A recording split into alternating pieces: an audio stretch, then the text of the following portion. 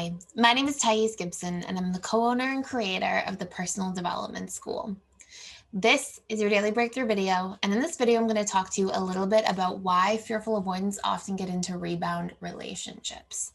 So before I dive into all of this, we are still doing our With You sale for 25% off of our membership bundles for 3, 6, 12 months and single course purchases. So you can click the link to that in the description box below. And we're going to talk a little bit about some really core functions of how fearful avoidants work after a relationship, some of the rebound patterns, why they exist in the first place, so that you can understand this about yourself if you are the FA, or if you're looking to just have some closure and certainty around something that somebody you were dating might be going through, and why this will provide you with it as well. So one of the main reasons that fearful avoidants will get into rebound relationships, if they do, is to avoid feelings. And I mean to avoid their own feelings. This is shared with the dismissive avoidant.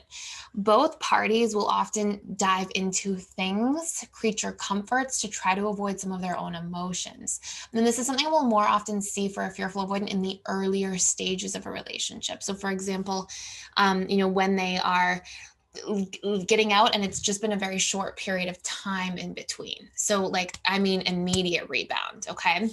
Another thing that we might see is if a fearful avoidant is sort of getting over the relationship while they're in it, then they might dive into a rebound afterwards, to connect with people basically who represent the needs that they weren't getting met in the relationship that they were previously in. And the reason for this is not because the partner that they were just with couldn't necessarily meet those needs, but because fearful avoidants often, when they're not healing or working on themselves, have a huge barrier at a subconscious level to be able to communicate their needs. They fear communicating their needs a lot of the time. And so you'll get into this dynamic where you see a fearful avoidant being unhappy in a relationship, unfulfilled, meeting the other person's needs, being hypervigilant about the other person's needs, shunning their own needs or repressing them, basically feeling frustrated in the relationship dynamic, pushing somebody away over time, healing and getting over the relationship while they're in it, and then walking away seemingly out of the blue, when that real crux of the issue was that they weren't communicating and sharing themselves. They weren't talking about their needs. And if they had just done that differently, that might have changed.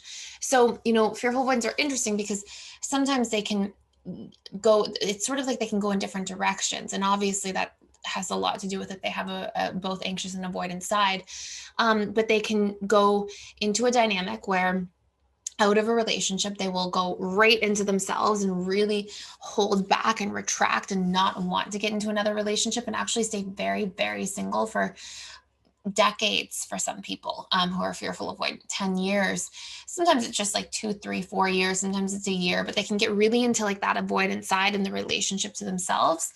Often when that's happening, the deeper reasons behind that are that they had a lot of pain coming out of the most recent relationship they were in. It was a bad breakup. They found it to be really difficult. A lot of their wounds got touched and brought to the surface. And as a byproduct of all those things happening, the fearful avoidant goes, oh my gosh, relationships are so hard. I just need a lot of time to heal and take space from that. And sometimes that can be a really good thing for a fearful avoidant, because that can sort of set off a healing journey and you wanting to learn and grow and do all these things. In other times, or with other individuals, sometimes they just take space and then go back and repeat the same patterns years later. And so it is important to note that unless we do work on subconscious reprogramming components of ourselves, often those things are just festering. They're just waiting to get brought back up again. So it's important to address things, but then we'll have these other sort of types of fearful avoidant experiences where if the person, like I said, was getting over the relationship while in the relationship, and the relationship wasn't this really, really painful thing, but they definitely didn't have needs met and didn't express. And so over time, they just kind of felt disconnected. And eventually they were like, okay, this isn't for me. If they're in that situation, often when they go into a new dynamic, they will feel, and this is often what in particular will happen, whatever the needs were that were feeling deeply unmet in the past relationship, if they meet somebody who comes along and represents those unmet needs, often they'll feel very attracted to them, because it's sort of like those needs have been building up. The brain's been waiting to meet them to achieve this state of homeostasis.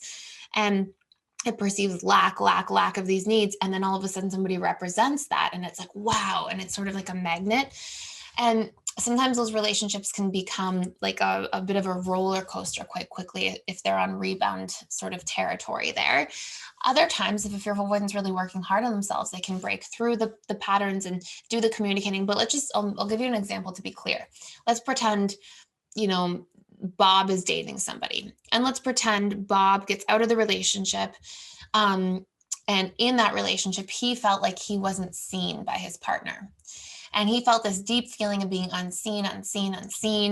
And maybe, what I mean by unseen could be that he doesn't feel like he's recognized, he's validated, he's encouraged. Maybe he doesn't feel like deeper parts of himself are understood by the person he's with, things like that. And then let's pretend he meets somebody else and that person makes him feel really seen. He might be like, wow. And so it's going to be relative to the lack of perceived needs that were there in the first place.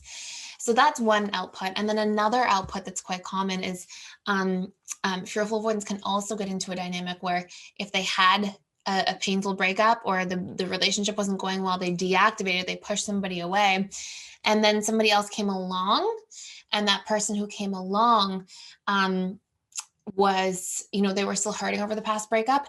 Sometimes they'll just want to involve themselves in creature comforts, methods of escaping their own feelings and avoiding their own feelings through distraction, through, for some people, it's like through watching a bunch of television for hours upon hours, binge playing video games or whatever it might be.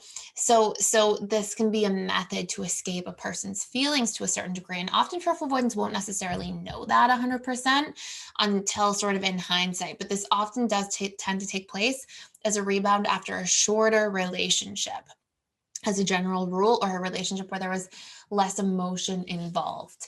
And so overall, fearful avoidants can be rebounders, but I would definitely say that if that rebound doesn't work out, then fearful avoidants are quite apt to take time for themselves out after, and really create some space and time to reflect. And again, this will also be a little bit impacted by if you have more of an anxious side of your fearful avoidance or more of a dismissive side. More of a dismissive side, you'll tend to avoid a little bit, value your independence after a breakup more. More of an anxious, a little bit more tend to rebound. So really, really important to note. So I hope this makes some sense. I hope this makes you sort of clear about the different dynamics and patterns that you're likely to see. Of course, this is not like one size fits all for everybody. These are just some pretty profound patterns that I've observed. So let me know if you have any questions in the comments below. Let me know what you find your rebound patterns or habits are. And I will see you in the next video.